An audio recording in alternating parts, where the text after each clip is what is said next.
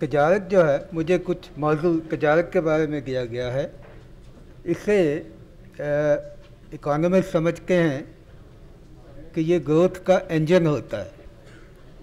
तो हमने इस इलाके में इस इंजन को शुरू से ही खड़ा किया हुआ है। और डॉक्टर सुचा सिंह ने केन्स को कोट किया।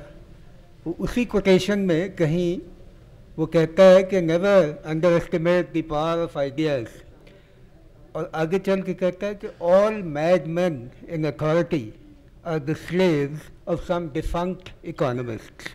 तो ये जो डिफंक्ट इकोनॉमिस्ट के पीछे जो हम लगे हुए हैं, इससे जब निजात नहीं मिलेगी तो तजारत नहीं हो सकेगी। तजारत के बारे में ये भी कहते हैं कि तजारत अगर हो रही हो तो दुश्मनी करना मुश्किल हो जाता है। ऐसे ऐसे वेस्टेड इंटरेस्ट होते हैं कि वो आपको अमन को तहबाला करने ही नहीं देते, और अगर दुश्मनी हो जाए तो उसको एक तरफ रख के भी तजारत ही वह तरीका है जिससे ये मुल्क एक दूसरे के ऊपर इन्हिसार करना सीखेंगे और अमन की तरफ बढ़ेंगे।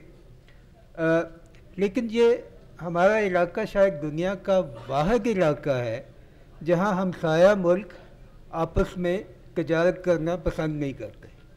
बाकी सब रीजनल एरियाज़ में तजारत बहुत ज़्यादा है, और कुछ नहीं तो बॉर्डर ट्रेड बहुत ज़्यादा होती है।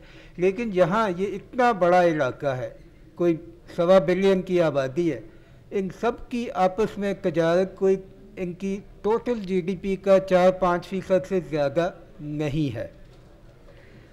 और बातें हम बहुत कर लेते हैं।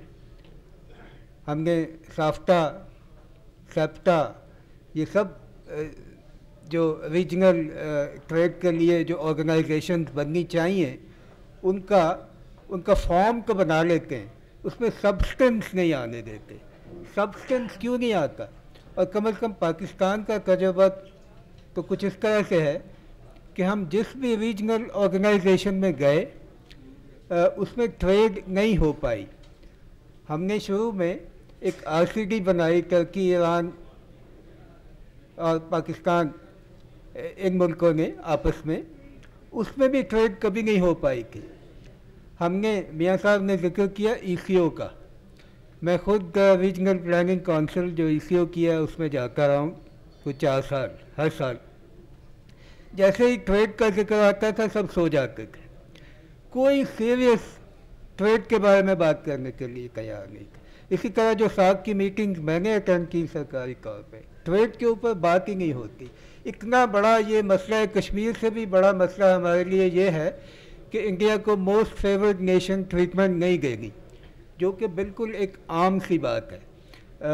अगर आप WTO के मेंबर हैं तो किसी न किसी दिन आपको ये देना ही है, लेकिन हमने उसको भी कुछ बहुत मुश्किल चीज़ बना रखा है।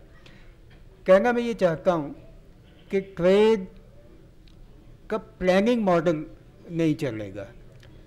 हम जितनी भी रीजनल ऑर्गेनाइजेशन तब तक बनाते रहे हैं उसमें बातें करते हैं कि जी एक जॉइंट बैंक होना चाहिए, एक जॉइंट इन्वेस्टमेंट कंपनी होनी चाहिए, जॉइंट इंश्योरेंस कंपनी होनी चाहिए। ये सब चीज़ें चलती नहीं हैं, क्योंकि फिर आप उनको ब्यूरोक्रेट्स के हवाले कर देते हैं, ब्यूरोक्रेट्स उनको फॉरेन ऑफिसर्स के हवाले कर देते हैं।